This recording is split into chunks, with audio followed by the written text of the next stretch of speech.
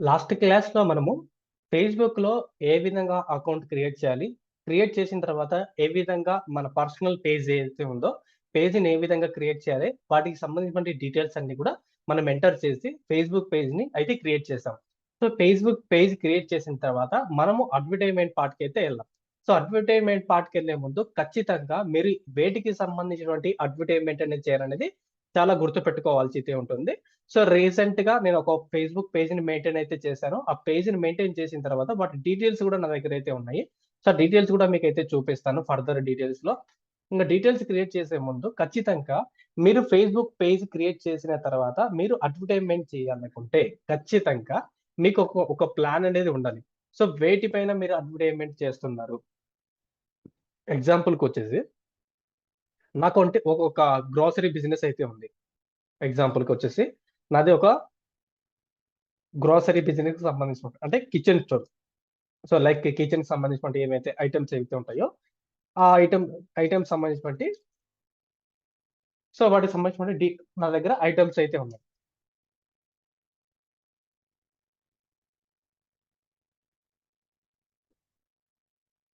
So, నా దగ్గర కిచెన్‌కి సంబంధించినటువంటి ఐటెమ్స్ అయితే ఉన్నాయి. సో, వాటిలో మెయిన్‌గా ప్రొడక్ట్స్ అయితే ఉన్నాయి. సో, ప్రొడక్ట్స్‌లో మెయిన్‌గా మనము అడ్వర్టైజ్‌మెంట్ చేయాలనుకుంటే ఖచ్చితంగా ఎక్కడికి వెళ్ళాలి మనము? మనము గూగుల్ క్రోమ్‌లోకి వెళ్లి ఇక్కడ మన గూగుల్‌లో వెళ్లి ఫేస్‌బుక్ యాడ్స్ మేనేజర్ అనేది ఎంటర్ చేయాల్సి ఉంటుంది. ఇక్కడ చూడండి, బాగా చూడండి. ఫేస్‌బుక్ యాడ్స్ మేనేజర్ ఎంటర్ చేసిన తర్వాత ఇక్కడ మనకు డీటెయిల్‌గా అయితే వస్తుంది.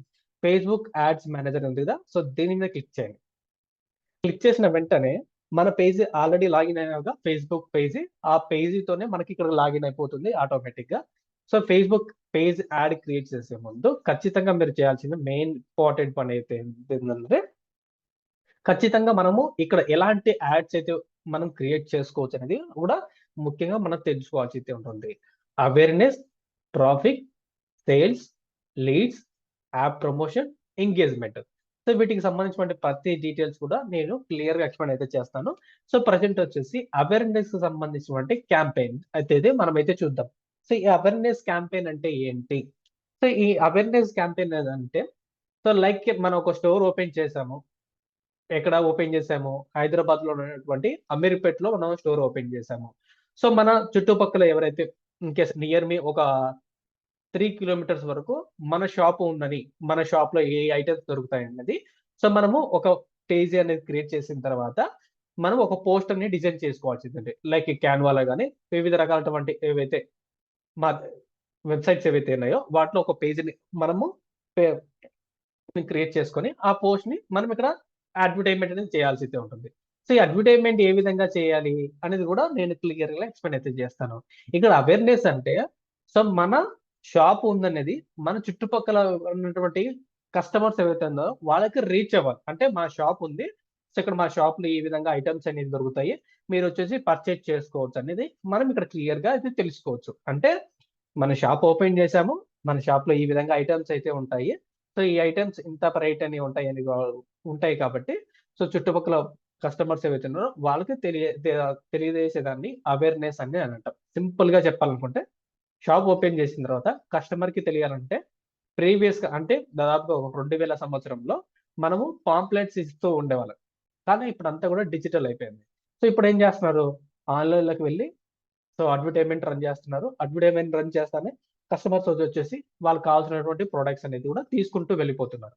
సో, ఈ విధంగా అయితే ఉంటుంది.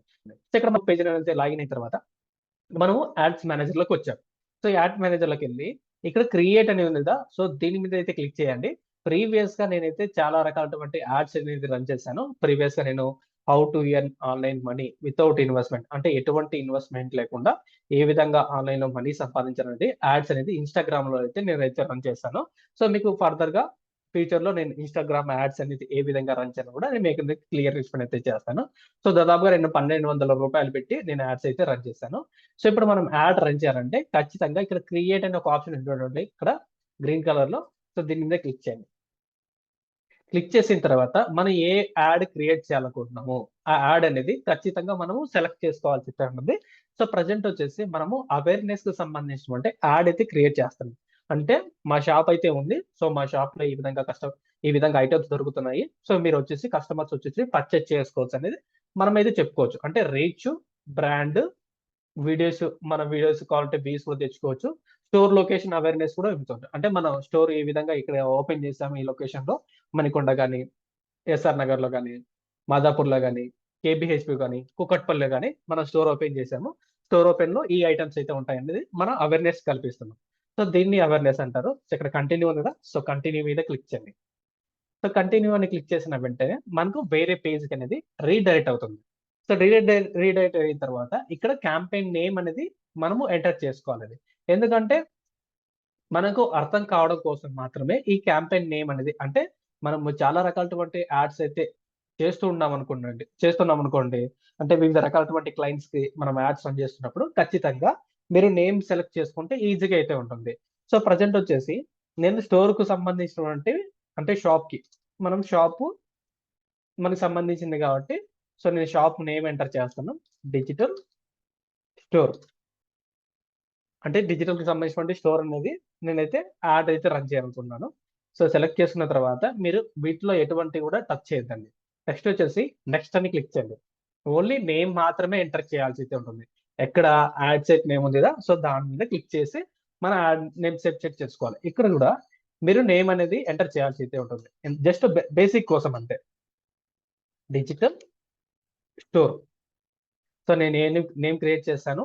సో ఎక్కడ కూడా మీరు ఏమైనా టచ్ చేయొద్దండి. ఇక్కడ వచ్చేసి నా పేజ్ వచ్చేసి ఇక్కడ కనెక్ట్ అయినటువంటి డిజిటల్ అని. సో నాకు ఇక్కడ ఈ పేజీలో అయితే వద్దు. సో నాకు ఏ పేజీలో కావాలనుకుంటో మీరు సెలెక్ట్ చేసుకోవచ్చు. సో మీరు పేజీకి సంబంధించిన ఇక్కడ మీకు పేజెస్ అన్ని వస్తాయి. ఆ పేజీకి సెలెక్ట్ చేసుకోవచ్చు. లేదు వేరే పేజీ కావాలనుకుంటే ఇక్కడ మీరు నేమ్ ఎంటర్ చేసుకోవచ్చు. ఫ్రీ జాబ్స్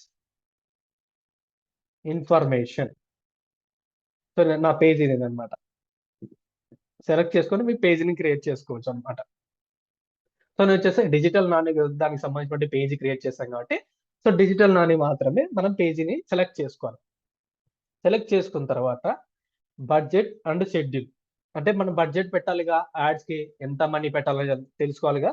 సో మీరు ఎంత మనీ పెట్టాలనుకుంటున్నారు, పర్ డేకి 200 రూపీస్ నుంచి మనం అయితే 1 lakh, 2 lakhs, 3 lakhs up to ఎంతైనా మనం ఖర్చు పెట్టుకోవచ్చు పర్ డేకి. సో నేను యావరేజ్ గా, నేను బేసిక్ కాబట్టి, సో నేను 100 రూపీస్ డైలీతో నేను రన్ చేయాలనుకుంటున్నాను. ఎన్ని రోజులు రన్ చేయాలని కూడా మీకు ఐడియా ఉండాలి. సో నేను ఒక 5 days యాడ్ రన్ చేయాలనుకుంటున్నాను అనుకుంటే మీకు ఎంత పడుతుంది పర్ డే? మన పర్ డేకి 100 రూపీస్, మనం 5 days రన్ చేస్తున్నాం, 500 రూపీస్ పడుతుంది. 500 రూపీస్ ఎప్పుడు మనకు స్టార్ట్ అవుతుంది? ఎప్పుడైతే మన యాడ్ అప్రూవ్ అవుతుందో ఆ రోజు నుంచి, ఆ టైం నుంచి నెక్స్ట్ 5 days వరకు, అంటే మనం ఇప్పుడు వచ్చేసి 10:30కి స్టార్ట్ చేసామంటే 5 days తర్వాత 10:30కి క్లోజ్ అవుతుంది ఆ యాడ్. సో మనం ఎంత మనీ స్పెండ్ చేసాం? పర్ డేకి 100 రూపీస్. 100 రూపీస్ మనం స్పెండ్ చేసాం కాబట్టి, సో మనము అంత మనీ మాత్రమే కట్ అవుతుంది. సో ఎన్ని డేస్, మన డేస్ కూడా ఇక్కడ సెలెక్ట్ చేసుకోవచ్చు అనమాట. సో ఏప్రిల్ 3rd నుంచి మన ఇప్పుడు 8th వరకు. సో మన 8th వరకు కాబట్టి 8th అని ఎంటర్ చేసిన తర్వాత మనం టైం అవసరం లేదండి, ఆటోమేటిక్గా టైం అనేది అదే షెడ్యూల్ తీసేసుకుంటుంది. సో షెడ్యూల్ తీసుకున్న తర్వాత ఇక్కడ మీరు లొకేషన్ అనేది ఖచ్చితంగా ఎంటర్ చేసుకోవాల్సి ఉంటుంది. నా లొకేషన్ ఎక్కడ? హైదరాబాద్ లోని అమీర్పేట్లో నా లొకేషన్ అయితే ఉంది. ఇక్కడ బ్రౌజర్ ఉంది కదా, సో బ్రౌజ్ మీద క్లిక్ చేయండి. బ్రౌజ్ మీద క్లిక్ చేస్తేనే మాత్రమే మీకు ఆ ఏరియా అనేది ఓపెన్ అవుతుంది.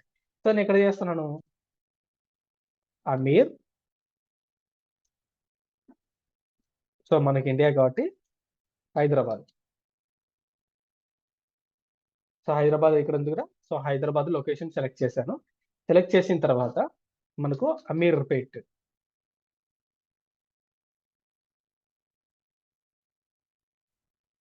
అమీర్పేట్ హైదరాబాద్.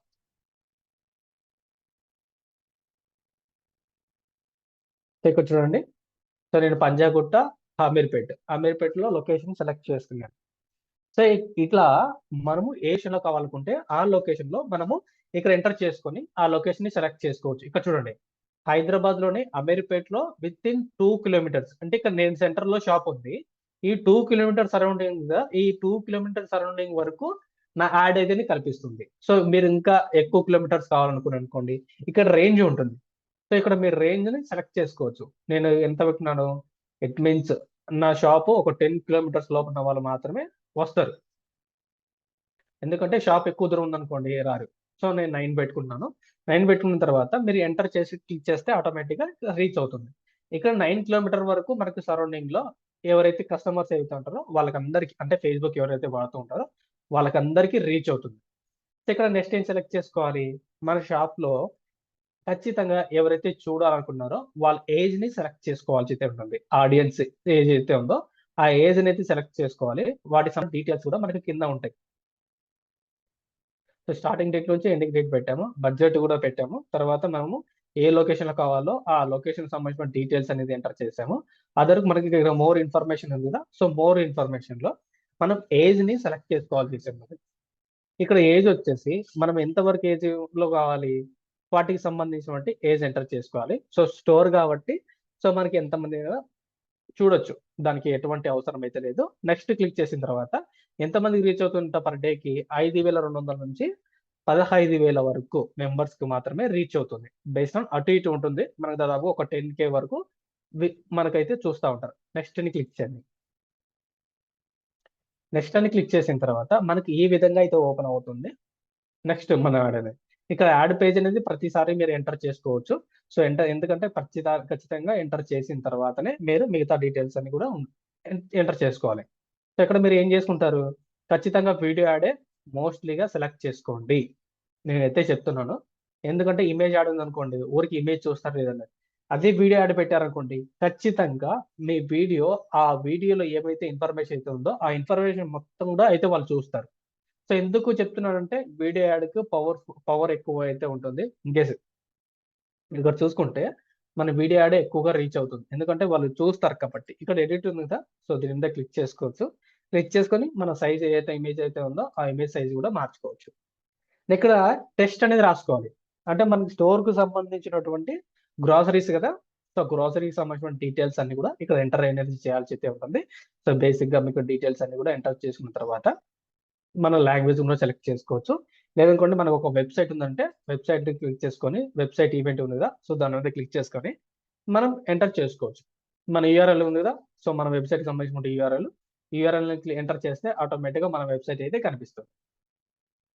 సో ఇక్కడ మీరు ఇంకొక పని చేయాల్సయితే ఉంటుంది. సో ఏం పని చేయాలి? ఖచ్చితంగా మీరేం చేయాలి? మీ వీడియో ఉంది గదా! సో మీ వీడియో అనేది ఇక్కడ ఇన్‌పుట్ చేయాలి.